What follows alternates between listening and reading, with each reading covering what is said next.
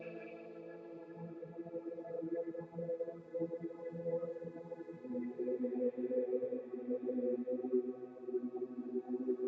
chose my life.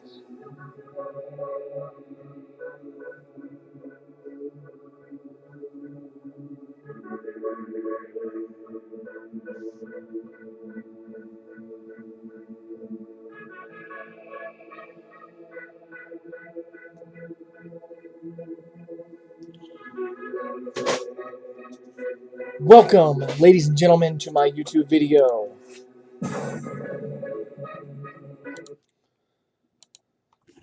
Here I am again. A special treat for y'all. Check that out. Yeah. Mm. Green Lantern. Dig it. Recently got home from school. I have a little treat for y'all. So if you're a fan of Green Lantern, which I don't know if you are, and also Toy Story, 90s baby. That's right, 90s. All right. If you're a fan of either one, we're going to do a review for those today. Short ones for each one. Both movies are, quite honestly, great. Although Toy Story has got an edge on Green Lantern, but that's just because it's a 90s movie and one of the greatest of the 90s in my generation childhood. So let's start off with Toy Story. Spoilers if you've never seen it, which, again, obviously if you haven't seen it, go out, go buy it. All right, I'm sure you can find it on DVD by now. Okay, so Toy Story. The one thing about Toy Story is the lines, and that's always what I always recall because the chemistry between Buzz and Woody are historically animated.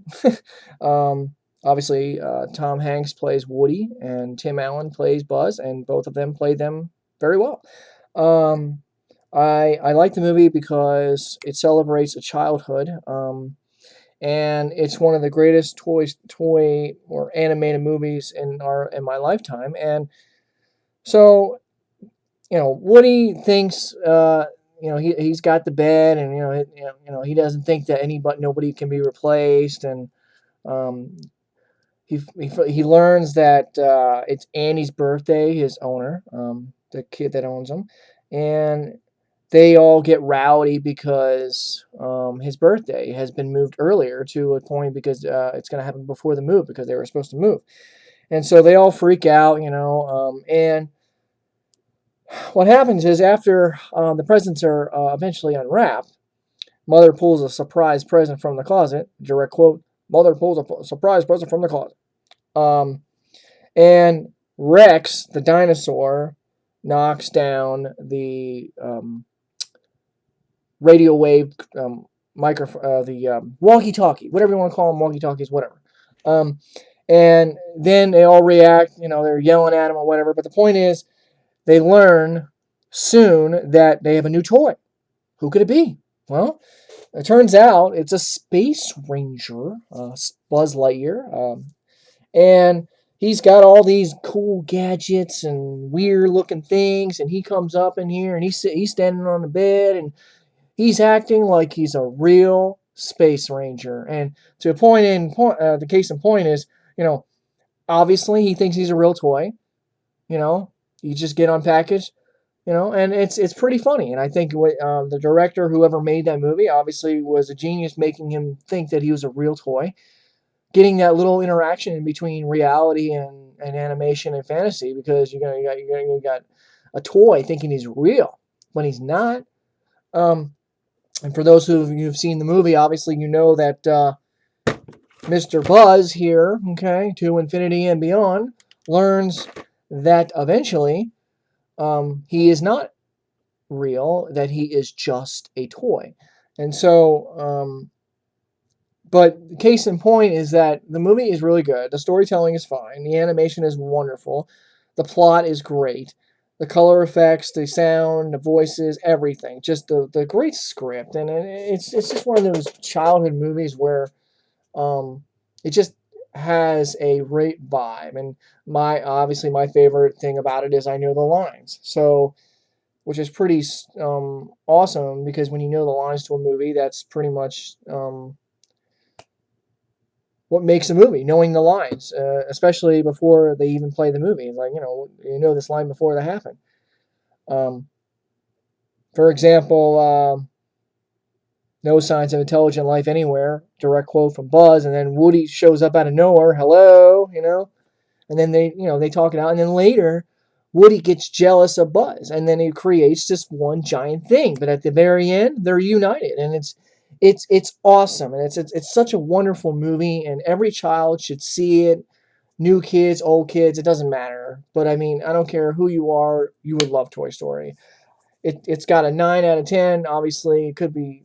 I don't know what's holding it back from a 10, but it's a great movie. Visuals, graphics, animation, storytelling. One of the best movies of the 90s. And so that, ladies and gentlemen, is Toy Story. So if you haven't seen it, I don't know where you have been living under a rock, but show it to your kids, whatever. But that's pretty much what it is. Awesome movie. Now let's go over and shift gears to, let's see, Green Lantern. Okay. Now this movie got hit really, really bad by critics, and I'm not sure why, but it's understandable, I guess. To each their own.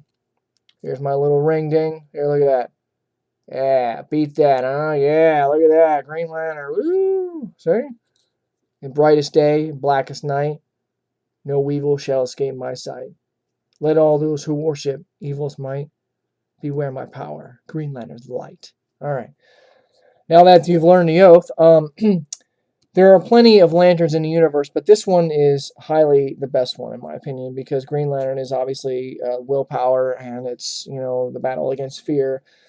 Green Lantern played by Ryan Reynolds, and basically, the entire movie is almost like a battle with himself, because he doesn't believe that the ring made the right decision when he's chosen, because the ring has to choose you as a Green Lantern bearer. You have to be chosen.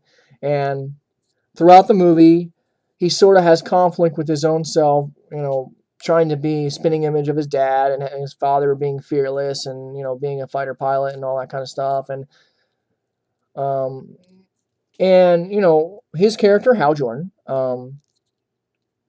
goes through these moments where the ring is basically showing him the way, and he's obviously going against everything the ring is showing, because he doesn't believe it made the right choice. So ultimately, eventually, at the very end, it's all concluded. His humanity became his greatest ally and showed what he really was, because again, the ring did make the right decision. He just hasn't seen what the ring was, what the ring chose him for, and so the movie may have not been great in theaters. I saw it 3 times, ladies and gentlemen. 3 times, ladies and gentlemen. 3 times. Okay. Yeah. There we go. All right. But I saw it 3 times, and the only reason I saw it 3 times was the first time I missed, the credits at the end, and then I wanted to see, for some reason, I just wanted to see it again, and people thought I was crazy seeing it 3 times, and I just, it was a great movie. I don't know what people were talking about. I don't know what critics are saying, but, critics are critics, whatever. If I'm a critic, I'm going to say that movie's got a 9 or an 8 or whatever. It's got flaws, it's got missing pieces, but it is what it is, it's a movie, I enjoy it, whether you like it or not, hey, it's up to you, to each their own. The movie script is, again, a lot of people were not happy because Ryan Reynolds was the character, the actor who played him, and everybody wanted another person to be the Green Lantern based on how the comics go. And I'm thinking, come on, it's just a character. No big deal. Relax. It's no big deal. It's a guy playing a character. He's playing a character. That's what he's paid to do. That's what he does. Holla. Woo. Okay. So you either like it or you don't. I love it. with the exception that it has a few minor issues. For example, let's just say that maybe there's not enough dialogue. I think a lot of people might say it's the opposite. You have too much dialogue, but I don't think there's enough. Um, but it doesn't kill the vibe. It just has this, you're missing a little bit of something. Um, Ultimately, the movie is a great movie, and it's just opinions are opinions, and I like it. And again, the enemy is Parallax, and he's the ultimate of fear, and obviously it's conflicting between fear and um, willpower, and ultimately Ryan Reynolds as Hal Jordan overcomes his fear and takes in the power of the Green Lantern and joins the Corps officially at the end, where he finally realizes that he is who he's supposed to be, a Green Lantern member. And earlier in the movie, his trainer, as you say, Kilowog, played by Michael Clark Duncan, who passed away a while back. Great as Kilowog, by the way. You have to have a certain attitude, and you also have to be fearless to be a Green Lantern. And obviously, he didn't present that at first. And that's fine. I mean, that's how a character develops. You have to have a development to make the character more experienced, more open wide, and all that kind of stuff. And then, the great, obviously, the best part of the movie by far, besides Blake Lively. And by the way, that's a female actress. And the best part of the movie was obviously Mark Strong as Sinestro. I don't know if I can see it. Okay. I don't have my bobblehead here. I can, but I have a bobblehead of Sinestro, and he's awesome. And Mark Strong did a great job as Sinestro, and a lot of people say the same thing. So the movie for me is a great movie. It's a good pickup. I love it, and it's a great DVD to have. So if you're a Green Lantern fan, you'll enjoy it. It may not be the greatest thing in the world. Hopefully we'll get a sequel. May not. I don't know. But if you can, go out and pick up a copy. Green Lantern is always fun to watch. So I will do occasional reviews on movies, games, music, whatever. But today was just